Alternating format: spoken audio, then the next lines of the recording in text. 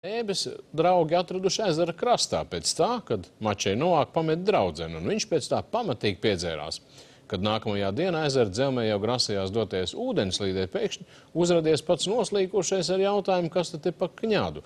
Policijai viņš paskaidrojas, ka neatceras, kāpēc novilcis drēbes, taču viņu kailu atraduši tuvējās mājas iedzīvotāji un ielaiduši pārgulēt. Lieki teikt, ka bijusī draudzene pēc šī trača ar viņu izlīgt netaisās, sakot, ka tieši tādu stulbību dēļ viņa arī pametusi un viņas nākamajiem bērniem tādu tēvu nevajagot.